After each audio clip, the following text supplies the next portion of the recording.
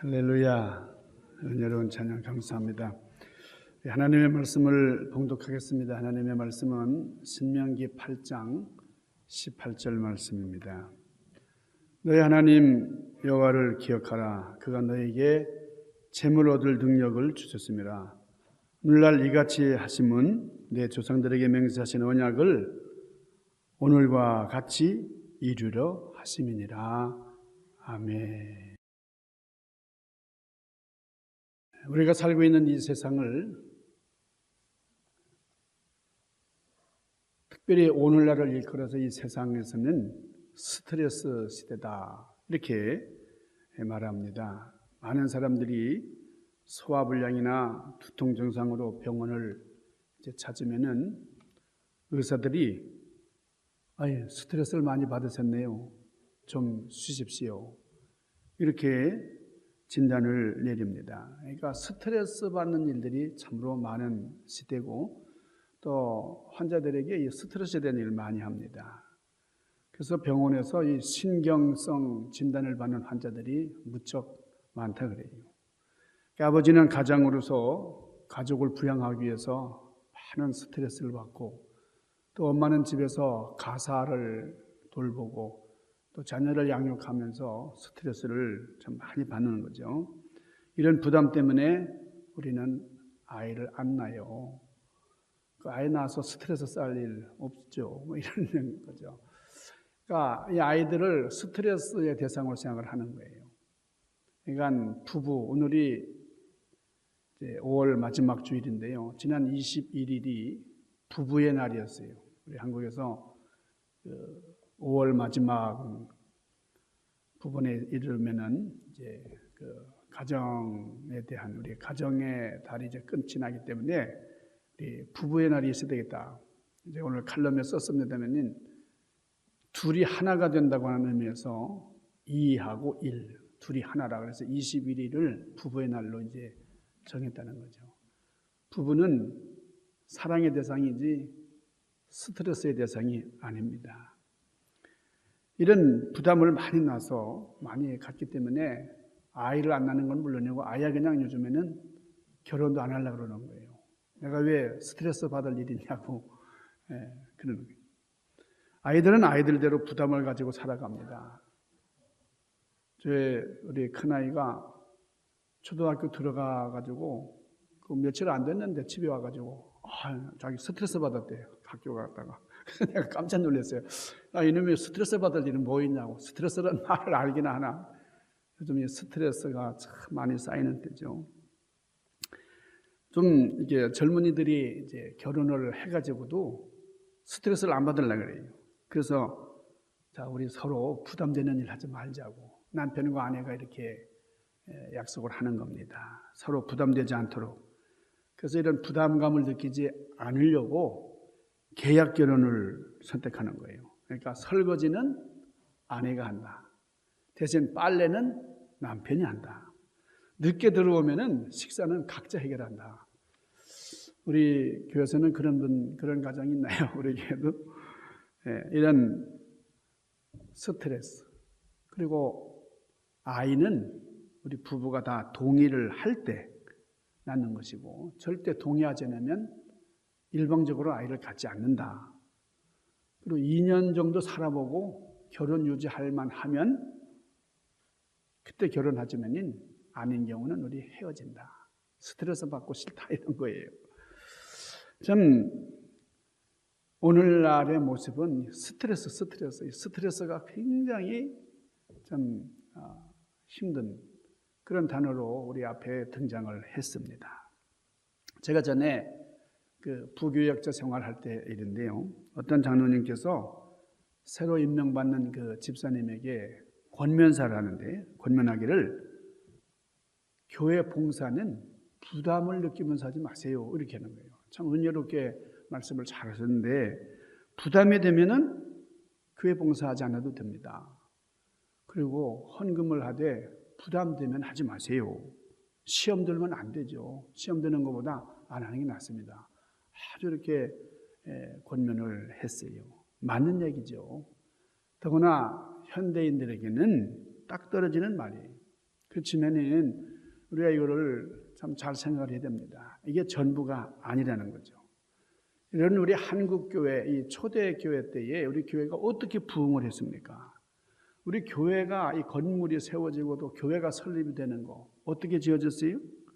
모슴살이 몇 년을 해가지고 번 돈으로 건축 헌금을 했고 또 돈 있는 분들은 논을 팔고 밭을 팔아서 헌금을 해가지고 교회를 지었습니다. 사실은 그때 한국교회가 최고의 부흥을 이뤘던 시대예요. 교인들이 희생을 하고 부담감을 가지고 그렇게 헌신을 했을 때가 참 은혜 시대였고 또 우리 교회가 흥왕했던 그런 때예요. 우리 선배들뿐만이 아니고 우리 성경에 보면은 마게도니아 교회 성도들이 그렇게 했다는 거예요. 많은 시련 가운데서도 넘치는 기쁨으로 좀 하나님 앞에 드렸다 그랬습니다. 극심한 가난 가운데서도 풍성한 연보를 넘치도록 했다 그렇게 얘기해요. 고린도후서 8장 23절 말씀에 보면 8장 2절에서 3절까지의 말씀을 보면은 참 마게도니아 교인들은 힘대로 할 뿐만 아니라 힘에 붙이도록 힘에 지나도록 자원해서 헌금을 했다 그랬습니다. 그러니까 우리가 이 부담이 되면은 안 하는 게 좋다. 이런 말도 의미가 있죠. 이게 우리가 시험 드는 것보다는 그게 낫죠. 그렇지만은 우리 잘 생각해 보면 이게 반성경적인 주장이다. 이렇게 생각할 수 있습니다. 중요한 것은 여러분 하나님의 뜻이에요. 중요한 것은 성령님의 인도하심이에요. 내 마음에 부담이 될지라도 이게 하나님의 뜻이고 하나님이 원하시고 또 순종해야 되는 일이라고 하면 사명 감당해야 되는 것이 하나님의 섭리입니다. 그래서 바울이 뭐라 그랬어요? 나는 항상 마음에 빚진 자의 심정으로 살아간다 그랬습니다. 그러니까 바울이 완벽하고 완전한 게 아니라 항상 여러분 빚진 자의 심정이 어때요? 막 빚쟁이들이 막 쫓아오는데 도망가는 삶으로 그렇게 살았대요. 하나님 앞에 늘 빚진 자의 심정으로 바울은 살았노라 그랬습니다. 이것이 부담이에요. 부담은 부담이지만은 하나님 앞에서의 부담, 영적인 부담, 이것을 거룩한 부담이라 그렇게 얘기합니다. 그러니까 이 거룩한 부담을 갖는 것이 참으로 중요한 일이고 이 거룩한 부담이 우리를 사명자로 이끄는 거예요. 왜냐하면 하나님의 은혜는 우리에게 거룩한 부담감을 안겨줍니다. 여러분 진짜 부담되는 말이 있잖아요. 우리 주님께서 직접 하셨는데 아무든지 나를 따라오려거든 어떻게 하라고요? 자기를 부인하고 자기 십자가를 지고 나를 따를 것이니라.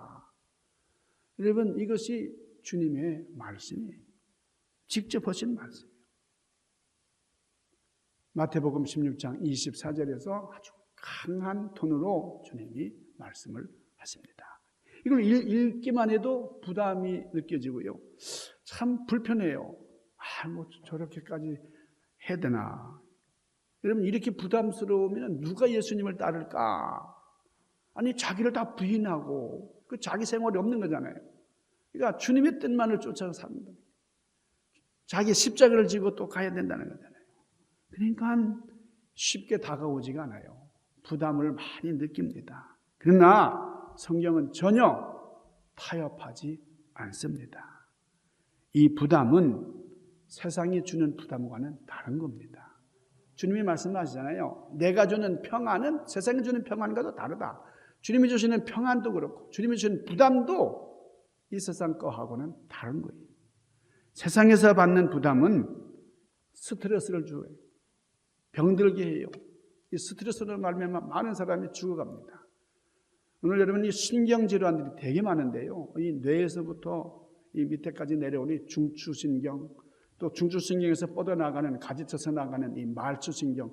여러분 이 신경 때문에 오는 그 질환들이 얼마나 많은지 알 수가 없어요. 여러분 허리 디스크 이런 게 다 디스크가 나와가지고 이 추간판이라 하잖아요. 그게 탈출해가지고 신경을 누리기 때문에 문제가 되는 건데 이게 다 스트레스예요. 오늘 주님께서 뭐라고 말씀을 하십니까? 주님께서 우리에게 말씀하시는 것은 너희들에게 거룩한 부담을 안겨주는 것은 너희가 잘 되게 하려면 아니에요. 그러니까 이 영적인 부담은 우리를 살리는 겁니다. 우리를 살리기 위한 이것을 거룩한 부담이다. 하나님께서 허락하신 이 거룩한 부담은 내가 그 부담을 느끼면서 그 부담을 좀 구체적으로 이루려고 할 때에 하늘의 평안이 임합니다. 예수를 믿으면서 나는 부담 없이 살기를 원한다. 그것은 그 인생은 부활 없는 인생이 되고 말 거예요. 그러나 그 거룩한 부담감을 감사함으로 받을 때에 우리는 생명의 역사, 부활의 영광으로 나가게 될 것입니다. 우리가 전도할 때 사용하는 말이 있죠. 예수 믿고 구원받으세요. 예수 믿으면 구원받습니다. 우리 이렇게 얘기를 합니다. 그런데 이 구원이라는 말이 초신자들에게는 잘 들어오지가 않아요. 구원이라는 게 뭔가? 그걸 설명하다 보면 전도의 그 타이밍을 놓치게 되는 경우가 많은데 우리가 이 세상 표현대로 하자면 예수 믿으세요. 예수 믿고 복 받으세요. 여러분이 구원받는 것이 최고의 복이잖아요. 그래서 우리가 복 받는 길을 얘기를 합니다. 근데 이 복 중에서도 우리가 물질적인 복을 많이 얘기하잖아요. 이 물질적인 복에 아주 대표적인 분들 많이 있잖아요. 그러니까 우리가 많이 예로 드는 것이 맨 처음 재벌이라고 하는 말을 들은 분이 록펠러라는 거예요. 록펠러.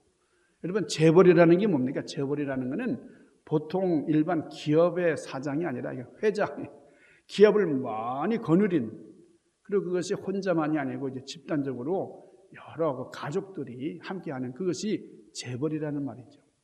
독일에서 일본에서 이 재벌이 이제 발전이 됐는데 우리 한국에도 이 재벌 그룹들이 나라 발전에 많이 기여하는 것이 사실입니다. 막 문어발식으로 이렇게 기업을 만들어 가지고 폐단도 없지 않지만은 우리 한국은 이 재벌을 통해서 산업화를 이루고 많이 국가의 부흥을 이룬 것이 또 사실이에요.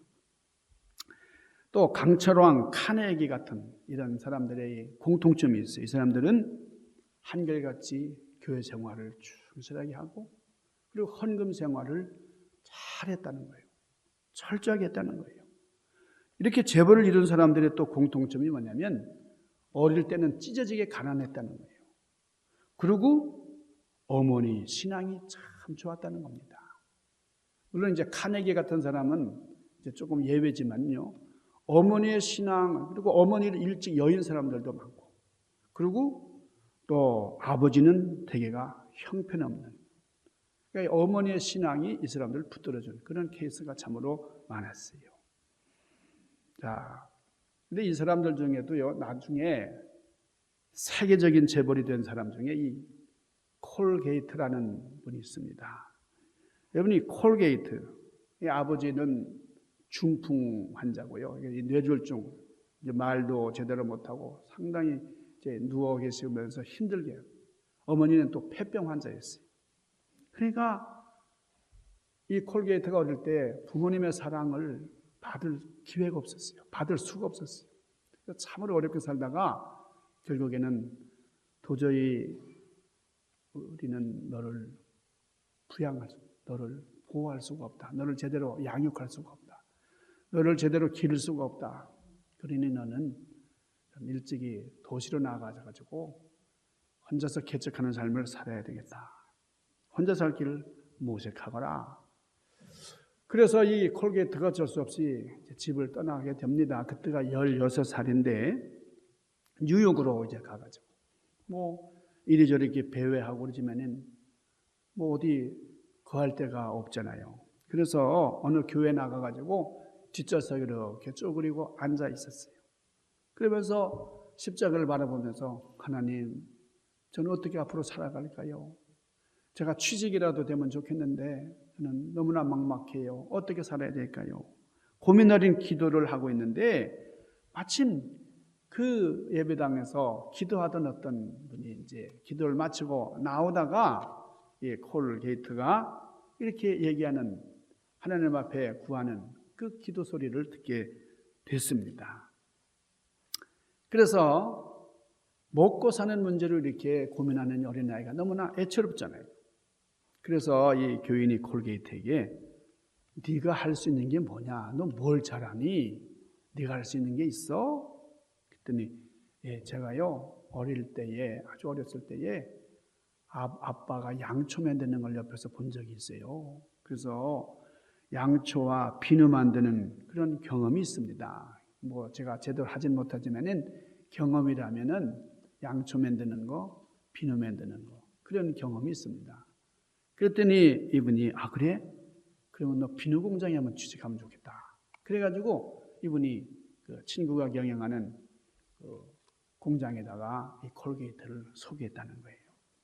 이 콜게이트 자서전에 보면 나오는데 이 착한 그리스도인이 이런 말을 하줍니다. 내가 너에게 간곡히 부탁하는, 너에게 하고 싶은 말이 있는데 네가 만일 내 말을 따르기만 한다면 반드시 너는 많은 사람들의 기억에 남게 될 것이고 축복의 사람이 될 것이다. 오늘 너의 처지만 보면서 비관하지 말고 하나님의 뜻을 제대로 바라보거라. 전심으로 하나님을 섬기되 11조 생활을 하거라. 그런 11조에 대한 부탁을 했습니다. 그래서 콜게이트가 이렇게 도움을 받고서는 네, 그렇게 하겠습니다. 이 참 귀한 그 그리스도인 교인의 얘기를 듣고서 열심히 직장 생활하는 가운데 어려운 중에서도 11조 생활을 했습니다. 그리고 장성에서는 그 자기가 그분을 만났던 그 교회에 교회학교 교사로 열심히 봉사를 했다는 거예요. 그런데 갑자기 그 비누 공장 사장이 죽었어요. 그래서 누가 이 공장을 운영하면 좋을까? 근데 이분은 또 자식이 없고 제대로 이 사업을 이어받을 만한 사람이 없는 가운데 갑자기 요절하신 거예요. 그래서 제일 신임을 받던 이 콜게이트가 이사회에서 좀 채택이 됐습니다. 이분을 좀 사장으로 모시자. 아주 파격적인 일이잖아요.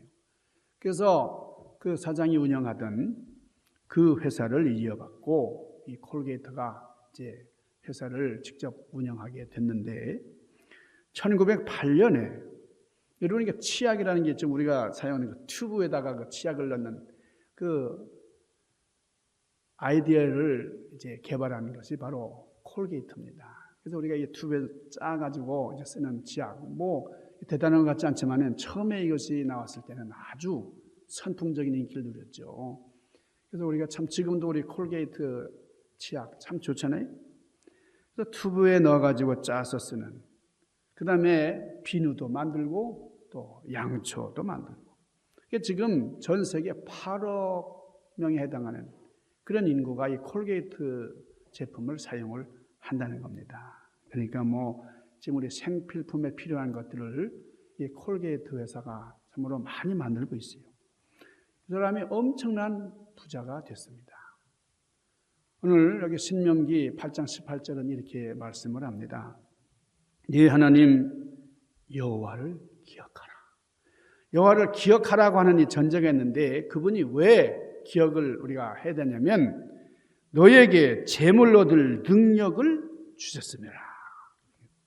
이와 같이 하시면 너희의 조상들이 하나님과 약속한 그것을 하나님께서 지키게 하시려고 이런 능력을 너에게 주셨다. 이렇게 말씀해요. 자, 여러분 오늘 여기 말씀에 보니까 재물 얻을 능력을 주셨다 그래요. 우리가 믿는 사람과 안 믿는 사람의 차이를 얘기할 때에 그 사람은 안 믿는데 신앙생활이라는 건 알지도 못하는데 저렇게 엄청난 부자가 됐네. 난 열심히 믿는데 이게 뭐야? 여러분 믿는 자와 안 믿는 자의 차이가 뭐예요? 여러분 믿는 자와 안 믿는 자의 차이는 여기 있어요. 안 믿는 자와 다른 거는 우리가 믿어가지고 재물을 많이 소유했다 이런 게 아닙니다. 믿는 자와 안 믿는 자의 차이가 뭐 재물이 많고 적고에 있는 게 아니. 무슨 능력을 하나님이 주셨다고요? 소유할 권리를 주셨다는 거예요. 재물 얻을 능력을 주셨다는 거예요. 이것이 우리 믿는 사람들이 가지고 있는 그런 능력입니다. 교자체신이라는 말이 있습니다. 교자체신. 교라는 말은 가르칠 교자예요. 자는 아들 자자. 그 다음에 켈 채자. 그리고 섭 신자. 그러니까 무슨 말이냐면 자식에게 뗄나무를 해오는 방법을 가르친다 하는 그런 말입니다. 그러니까 이게 뭐 당나라 때 임신사의 송맹자, 송신에 나오는 이제 그런 고사성어인데요. 자식에게 나무를 줘가지고 좀 한겨울 뜨뜻하게 살고 뭐 밥 잘 짓도록 하는 이것도 중요하지만은 그러나 더 중요한 것은 이 아이가 직접 나무를 캐는 방법을 습득하는 거예요. 그러니까 나무 해오는 법을 가르치는 게 더 중요하지 나무 조금 주는 거 그거는 대단한 게 아니다는 거예요. 자, 탈무드에도 이런 말이 나와요. 물고기를 주어라 한 끼를 먹을 것이다. 그러나 물고기 잡는 법을 가르쳐주면 평생을 먹을 것이다. 그러니까 물고기를 좀 주어서 배부르게 하는 것도 좋지만 그러나 평생 동안 물고기 잡는 법을 가르쳐주면 이 아이는 배고픔에서 해방되는 삶을 산다는 거예요. 여러분, 재물보다 더 중요한 것은 재물을 소유할 권리에 있다는 것을 여러분이 믿으시기를 바랍니다. 재물 얻을 능력, 이것을 여러분들이 소유하시면요. 여러분, 요셉이 형들의 배반으로 애굽에 팔려갔어요. 아무것도 없는. 그래가지고 뭐 노예가 됐죠. 죄소가 됐죠. 그렇지만은 가는 곳마다 이 요셉이 있는 그 집, 보디발의 집이 흥왕해졌다 그랬어요. 하나님이 함께 하시니까. 여러분, 요셉은 재물 하나도 없이 그렇게 어려운 가운데 있었지만 하나님이 함께 하심으로 재물 얻을 능력을 가진 이 요셉에게는 풍요가 넘쳐났어요. 그 나라가 복을 받잖아요. 애굽이 엄청난 복을 받았어요. 여러분, 재물 얻을 능력을 소유하려면 어떻게 해야 된다고요? 너희 하나님 여호와를 기억하라 그랬어요. 여호와를 기억하는 자에게 재물 얻을 능을 주심이라. 여호와를 경외하는 자들에게는 재물 얻을 능력을 주셨다는 이것이 너무나 중요해요. 그런 소유할 능력을 가지고 나왔기 때문에 이스라엘 백성들은 애굽에서 나와가지고 광야 생활을 하고 참 힘들게 살면서도 가는 곳마다 정복을 해요. 여리고성도 정복을 하고 말이죠. 아무것도 없는 가운데서 여리고성도 정복했죠. 가나안 땅도 정복하죠. 여러분, 지금 저 팔레스타인 그 지역에서 계속 지금 참 처참한 전투가 벌어지고 있는데요. 참 이제 평화가 이르게 되겠는데 어쨌든 이 이스라엘은 소유할 능력을 가진 그런 민족입니다. 재물 얻을 능력은 이게 뭐 물질적인 능력만이 아니고 영적인 복까지 겸하여 받는. 여러분, 한번 생각해 보세요.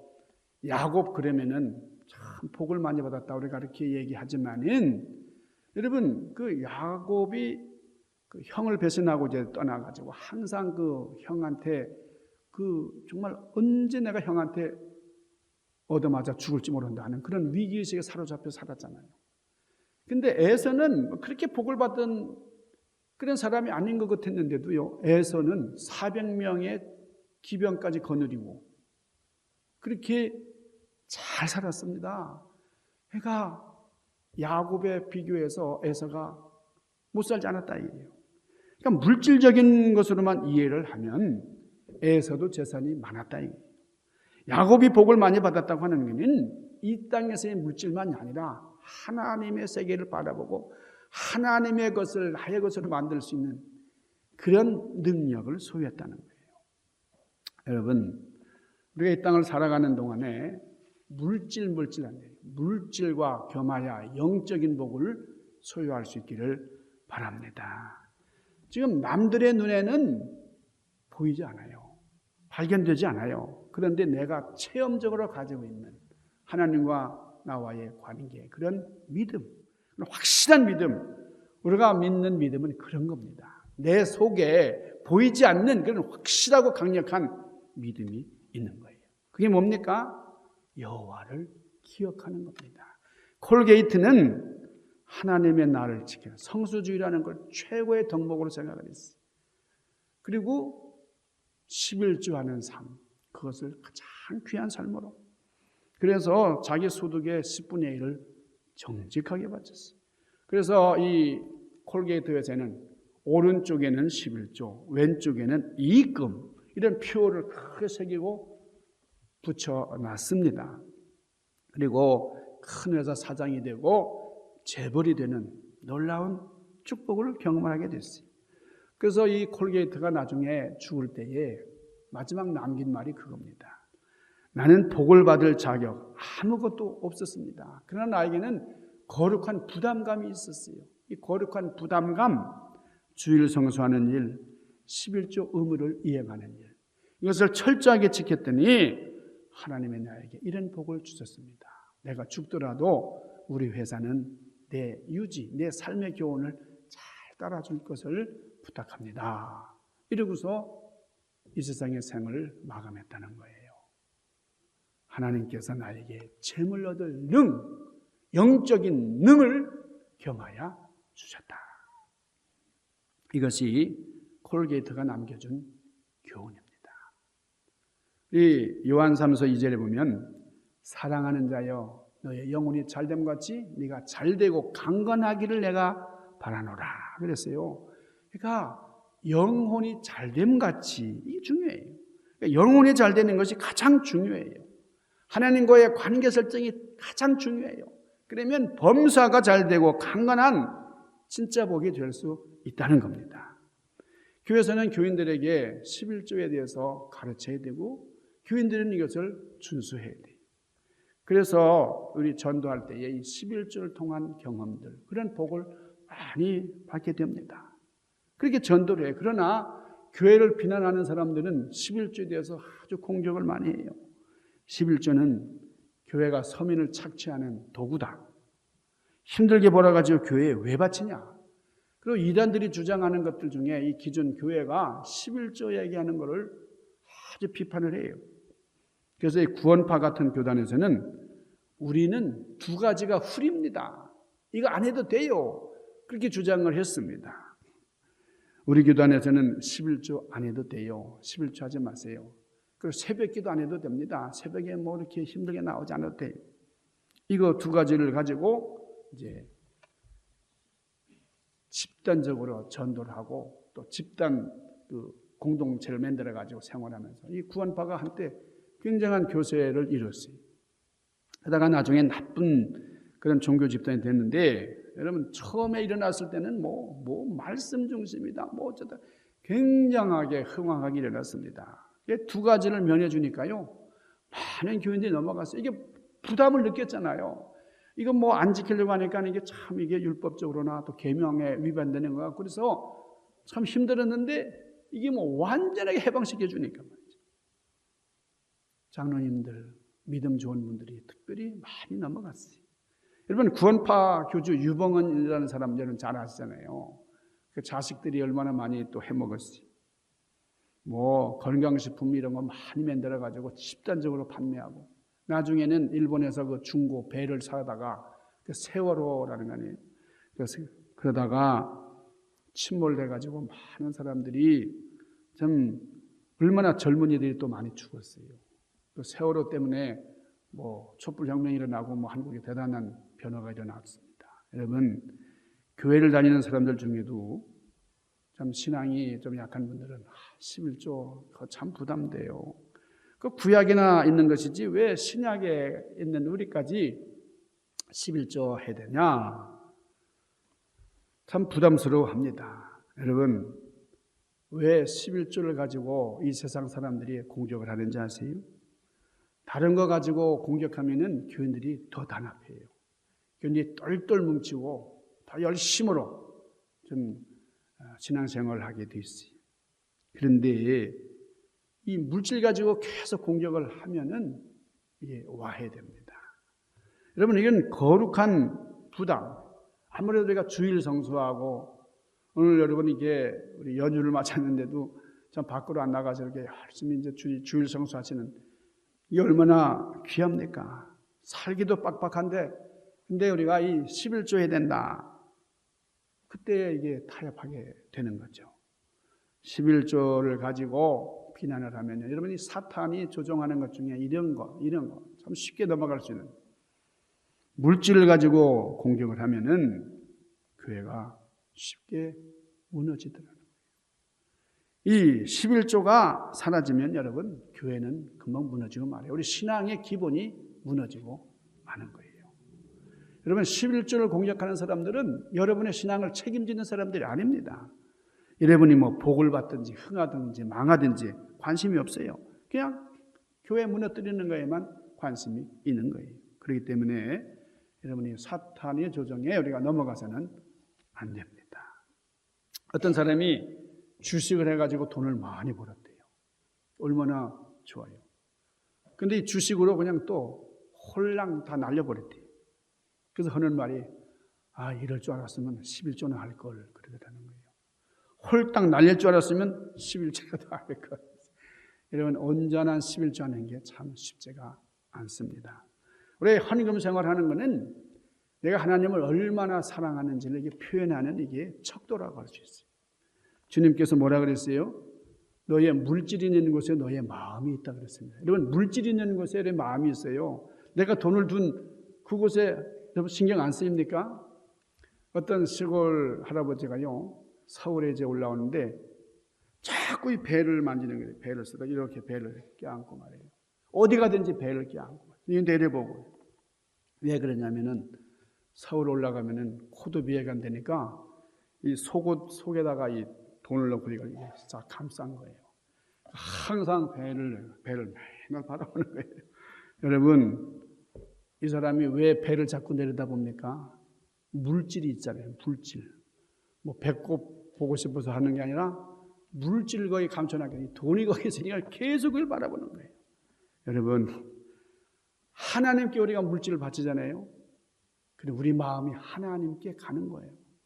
물질이 있는 곳에 너의 마음이 있다고 주님 말씀하셨잖아요. 그러니까 하나님 나라에 물질을 바치는 사람은 하나님의 나라를 동경하게 되고 그 물질이 있는 곳을 우리가 바라보며 살게 되어 있어요. 여러분 소유할 권리를 소유하시기를 바랍니다. 여러분 우리 한번 해볼까요? 나에게 소유할 권리를 주옵소서. 우리 크게 한번 해보자. 자, 시작. 나에게 소유할 권리를 주소서. 나에게 소유할 권리를 주소서. 같이 하시면 좋을 텐데. 자, 다시 한번 시작. 예, 여러분 소유할 권리가 충만하시기를 바랍니다. 여러분에게 있는 모든 물질, 시간이 참 하나님께서 주장하시는 주인이 하나님이십니다. 여러분들은 그거를 관리하는 청지기예요. 거룩한 부담감을 가지고 하나님을 경외하는 삶을 통해서 물질 얻는 능력을 소유하시는 지혜로운 여러분들 되시기를 주님의 이름으로 간절히 축원합니다. 기도하십시다.